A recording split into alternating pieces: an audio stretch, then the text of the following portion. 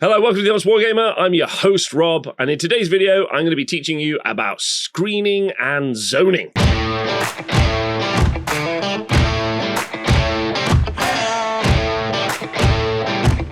Before we get into it, I thought we could quickly talk about why I wanted to make this video. When I first got into Age of Sigmar, there were loads of techniques people talked about, and I was never really quite sure what they were. Even now, if you'd ask two different people about a technique or how you do something, sometimes you get different answers. So I thought I'd make a simple and easy to understand video about how some of these techniques work, and maybe there are other techniques that you guys want to hear about in the future. So if you could let me know in the comments exactly what it is you'd like me to break down, I'd love to do it because it's really fun. Don't know why my voice went so high-pitched there. Importantly, also, learning these techniques will help you improve your games. You'll understand how to enact a plan better, and therefore your games will be more enjoyable because you'll know exactly what's going on. And screening and zoning is one of those things that you've got to learn to improve your game, and weirdly you have to learn it before you start learning about deployment, because you need to know what you're going to do with those units and how you're going to use them before you even start putting those models on the board. This is one of those techniques that's really simple to understand, but I think over time becomes difficult to master because really it develops the chess element of what playing tabletop games is like. A screen is a unit that you are using to stop an enemy unit's movement into one of your valuable units, an objective, or a part of the board. Zoning is using units, terrain, and board edges to control the enemy unit's movements. I know they kind of sound the same, but the difference is quite important, and I did start to cover this in my key terms video, which you may have already watched. Okay, time to get started, and I really hope you enjoy this video. Screening is a technique. It's an action that you're performing in the game to get a result. It's creating a wall or a barrier to stop the enemy units from getting to where they want to go. Normally a screen is a cheap infantry unit or a light cavalry unit. However, as we'll talk about later, anything can be a screen. In this example, we have 10 Mortek guards screening Catacross. There's a unit of fearsome dragon ogres about to run him down, but as the dragon ogres don't have the fly keyword, when it charges, it has to pass along the ground and therefore can't reach Catacross. This is just a simple example of screening. In this next example, the 10 Mortek Guard are back up to their old tricks, and this time they are stood in front of an objective. The Dragon Ogres, still unable to fly, I mean, even though they're dragons, which is kind of weird, but can't get onto the objective without passing over them, and therefore can't reach the objective to contest it. And that's it, that's a screen.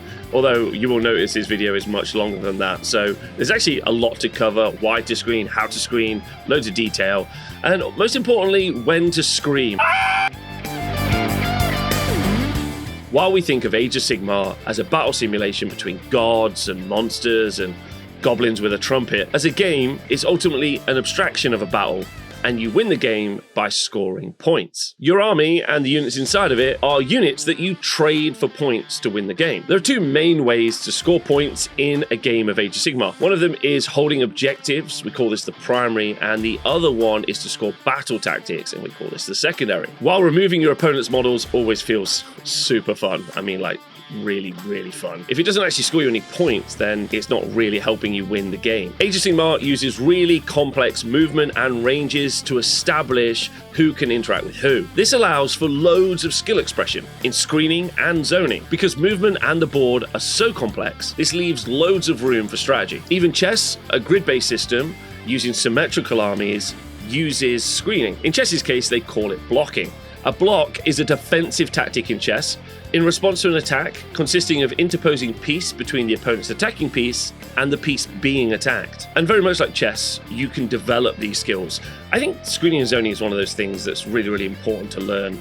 And I know I've already expressed this, but I'm going to do it again because you can get better and better at it. And your games will become more and more fun because you'll set traps and you'll create blocks and you'll do clever things, which is, I think, kind of the point of a strategy-based game. Let's be clear, I'm not saying miserably score points and don't do the battle, but winning games of Age of Sigmar is a resource management game first and a battle simulation second. Those resources just happen to be units in your army, and therefore screening units are very much like classical skirmish units that you get from ancient history. Time for a quick historical detour. Skirmishes of old are described as light infantry or light cavalry soldiers, deployed as a vanguard, flank guard, or rear guard to screen a tactical position or a larger body of friendly troops from enemy advances. They are usually deployed in a skirmish line, an irregular open formation that is much more spread out in depth and in breadth than a traditional line formation. Welcome back. How was your trip into history? What did you learn? The description of classic skirmishers relates most to Warhammer with the line to screen a tactical position or a larger body of friendly troops from enemy advances. Screening a tactical position is about stopping a unit getting on an objective, and a larger body of friendly troops from enemy advances refers to key pieces or pivots. This is about how Age of Sigmar plays. Most armies have a power piece or two or a pivot piece. As we've talked about before when we've talked about army archetypes, every army archetype kind of has a pivot or a wing condition. And some of these are really centered around key units in an army. Castle armies protect the castle to maximize outputs, pinning armies block in your opponent, and Alpha Strike armies deal a devastating blow early in the game. We can go over these more in the future, but we did cover army archetypes in a previous video. Let's take a quick look at some power pieces or some pivots with some examples. And the reason that we're doing this is because when you are screening and zoning, what you're really doing is you're establishing a boundary or protection for your key pieces or pivots. So understanding what they are or how they work is a valuable resource in understanding and learning screening. One of your jobs when you play a game is to identify the key pieces in your army and your opponent's army. Screening and zoning is really protecting yours and getting at theirs. Damage power pieces destroy units which reduce the opponent's ability to contest objectives or score battle tactics. A good example of this would be something like 10 Chosen. They get to pile in and attack twice and they can just do an amazing amount of damage. You never want this unit to reach something like a Slan or Lord Croak, because while they're also power pieces in their army, they are not melee power pieces, and they do most of their damage from ranged spells. We're not talking about damage power pieces. A pivot in an army is almost always an economy of scales unit. A good example would be a War Chanter for the Ironjaws. They give +1 damage to a unit, literally doubling how much damage they do. And so your job is to keep them alive so that they can do that job for as long as possible. Screening and zoning is how we do this. If we were to boil Age of Sigmar down into a couple of different rules, number one, you stand on circles and score points and achieve battle tactics. And the way that you do that normally is that you protect your power pieces and you defeat their power pieces. And screening and zoning are normally the most effective way to do this. So to conclude why we screen, is to protect our resources so that ultimately we can get enough points to win the game. Small little break. Sometimes when I'm making these videos, I feel like I'm too serious. So I'm just taking a rest, taking a moment. I hope you're enjoying the video. Thanks very much. Please do like and subscribe and all that other stuff. But most importantly, let me know what you think of the video so far. That'd be cool. Anything can be a screen if you're brave enough. Like we talked about, screening is an action. So in the right situation, anything can be a screen. However, you will normally add units into your army list for this unit role. When looking to add screening units, they are normally cheap as they're probably going to get murdered. They have a wide frontage, might have a pre-game move, or have a large movement characteristic. What I like most when researching for this video is how skirmish units were treated in ancient Greece. So that means it's history time again. In classical Greece, skirmishers originally had a low status, which goes to show even in antiquity, no one liked Warcry. That's right, Warcry burn. For example, Herodotus, in his account of the Battle of Politia in 47-9 BC, mentioned the Spartan army fielded 35,000 lightly armed helots to 5,000 hoplites. But there is no mention of them in his account of the fighting. They're basically 35,000 chaff units. And he was like, don't care, they're not important. Often Greek historians ignored them altogether, but Xenophon distinguished them explicitly from stately troops. It was far cheaper to equip oneself as a lightly armed than a fully armed hoplite. Indeed, it was common for the lightly armed to go into battle equipped with stones. The low status of skirmishers reflected the low status of the poorer sections of society that made up skirmishers. Think of all the times you have sacrificed 10 skinks or 5 flesh hounds or 5 liberators to protect your bougie power piece. Turns out even in fantasy war games, there's no war other than class war. To get us back on track, a screen is normally the cheapest 10 infantry or 5 cavalry that we have in our army roster. And the best example will be a unit with a pre-game move. These are especially important because these create a really good zone, which we'll talk about later. Let's take a look at an Age of Sigmar board. A board is 44 inches by 60 inches. Most battle plans in Age of Sigmar have you start 18 inches away from your opponent. This gives you 13 inches of deployment. So the furthest away you can be is about 30 inches from your opponent's front line. Obviously, some battle plans this is going to change, and it's important to actually know how far you can go in these battle plans if you're hoping to strategize properly. Many units can cross that gap and charge you. So what you're looking to do is establish battle lines with screens, so they have to hit the screen first. A good player won't want to just charge a screen and then get countercharged. So, welcome to playing Warhammer properly. With both battle lines or battlefronts established, we can now get into things like trading and zoning and tempo of armies. But we'll cover that all in another video. And a unit of 10 infantry or a unit of 5 cavalry just do this job perfectly. The most optimal version of this unit is a unit with a pre-game move. This creates space between your main army and your screen, potentially grabs objectives, and forces early trades. It also creates space for your army to unpack into. So if you can find a cheap infantry unit with a pre-game move, it's pretty much the best screen you can get in the game. To conclude, what units can be screens? At the right time, any unit can screen because it's a function that you're doing.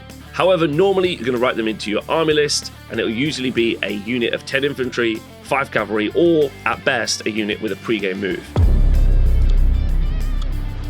Before we get into the screening, let's just recap very quickly what happens mechanically in this portion of the game. When a unit declares a charge, it must be within 12 inches of an enemy unit. It rolls its charge roll, then the first model it moves must end up within half an inch of an enemy unit or model. This half an inch is important, and we will talk about it later. I swear to God, the first one of you that makes half an inch is always an important joke. Don't forget, you don't elect a unit that you're going to charge, you just say that one of your units is going to do a charge. So while your unit may be within 3 inches of the enemy unit, if your opponent does roll a really big charge, they can charge around your screen. So that's something to always be conscious of. So charging units in Age of Sigmar looks like this. You declare a charge, you complete a charge, your opponent can unleash hell once per charge phase, but some exceptions do apply. Complete all charges. That's the end of the charge phase, and at the end of the charge phase, monstrous actions happen. Then you have the beginning of the combat phase, and then active player chooses the first unit to activate. The active player, or the person whose turn it is,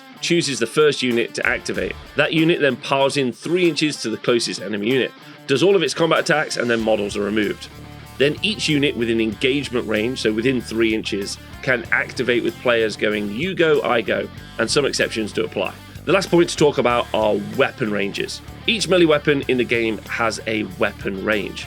You can find this on its war scroll. Weapon ranges are something that you've got to consider when you are thinking about screens and how you're setting up your units. And let's quickly just talk about communication. This portion of the game that we're about to talk about now is called the micro. The strategy of the game is going to be the macro, but the micro is very important, and the devil is in the detail. And an important thing to do when playing a really good game of Warhammer is to communicate those micros. Things like, this unit is 3.1 inches behind my own unit, so even if you charge it, you won't be in range. It's a really good thing to communicate. That way your opponent can understand exactly what's happening, and they can make choices based on the information that you've provided. It also stops sticky situations, like they charge in, maybe a model gets nudged a tiny bit and they're like, oh, your unit is now in engagement range. And I'm like, well, it can't have been, because as we set it up, it said 3.1 inches, and we both agreed. It's really good, and it's a really nice way of playing a really good game of Warhammer. So we know how charges work, and we know about weapon ranges, so let's finally look at screening. The first example is a simple screen. Here are 10 infantry that are stopping this unit from charging into the unit behind. Now let's look at what we want to do with the unit that's behind the screen, because we can either aggressively screen or defensively screen. When screening, we want to decide if the unit behind is going to be engaged in combat or do some sort of action in some way. Defensive screening looks like this. Our unit we are protecting is 3 inches behind the front line of our screening unit. So even when our screen is wiped out, our protected unit is safe and not engaged in combat. This means it can move in the next turn if it gets the opportunity to. In our aggressive example, the unit we are screening is within 3 inches of the front of the screen. So after this unit has charged in and wiped out the screen, our unit can now pile in and attack back in the combat phase. Something to be aware of here is that when you do complete a charge, as we talked about earlier, you have to end up within half an inch. You don't have to end up in base to base like something like 40k. So if you are going to aggressively screen, you have to make sure you understand exactly the minimum that they can be within range of your units, and you're still in range to strike back after. We also have to be aware of charging units' weapon ranges. If the charging unit has a 3-inch reach and we've intentionally put our unit within 3 inches of the front so that we're going to be able to pile in and attack back, they're going to be able to hit us first because they can reach over our screen. These are all questions that you really should have asked before even the game began. You should know what type of unit you're screening against, what it can do to get over your screens or reach over your screens, and it's not something that should be a surprise. You should be establishing where these units are to intentionally create the space that you want, either defensively or aggressively. And Age of Sigmar 3 has actually got some fun tools to make something like this happen, which your opponent maybe wasn't expecting. A unit is screening our fighting power piece. Our opponent moves next to the unit, planning on charging it. We use the redeploy command ability to pull that unit back so that it's now within 3 inches of our combat power piece. Having already moved, our opponent now needs to make a choice.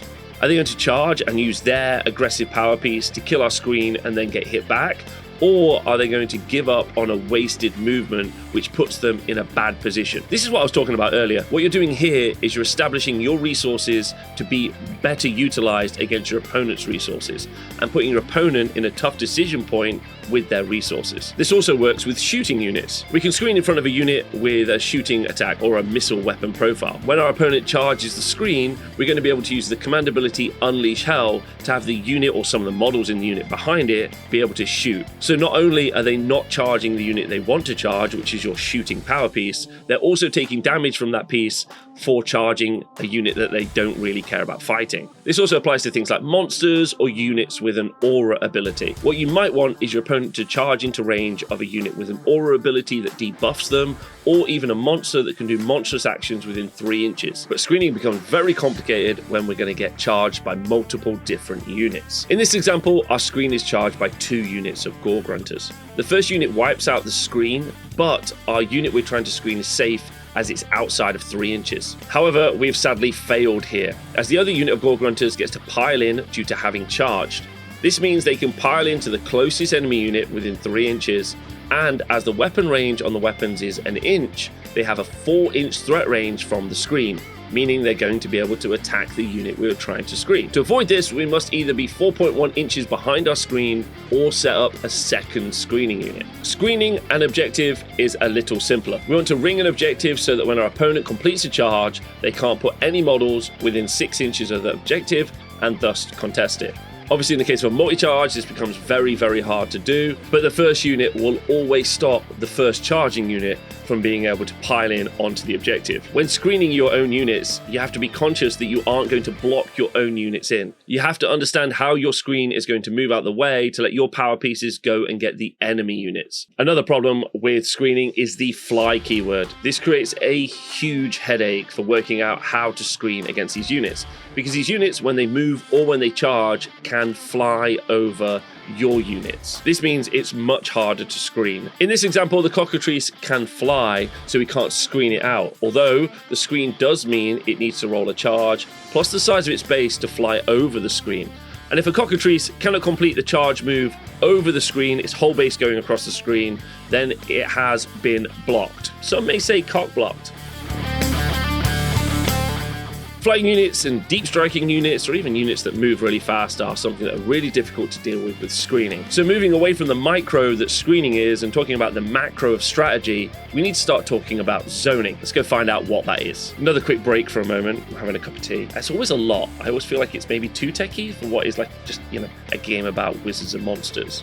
But also, when you do this really well, it's super fun and engaging. So let me know what you think so far, comments, etc.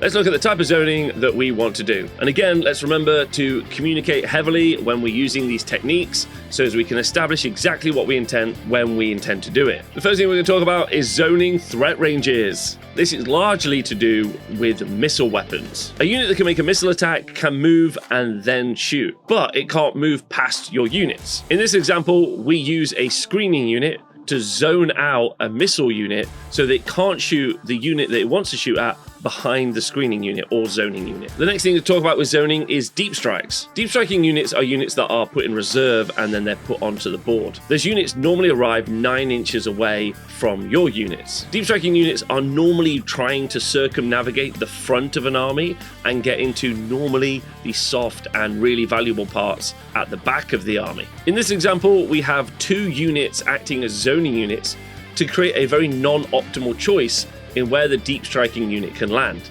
There are a few tricks to add to zoning deep strikes. You can use the board edge as an ally. Obviously, units can't be deployed outside of the board edge. Setting up your units 9 inches from the edge means they won't be able to land within 9 inches of it and creates an effective dead zone on the side. Holding a flank with your army or deploying most of your army on a flank is a valid strategy to deploy against deep striking armies or units. Terrain will also serve the same function. If a terrain is impassable or a garrison, it means your opponent's units won't be able to deep strike onto those areas of the board. You can use your screening and zoning units to add to those to create a really large area of null zone where your opponent just can't land. So in conclusion, zoning is understanding where your opponent wants to put their units and using your units to put them in suboptimal places. This will give them less choices and, most importantly, mean that they're underutilizing their resources. So again, it's a resource game.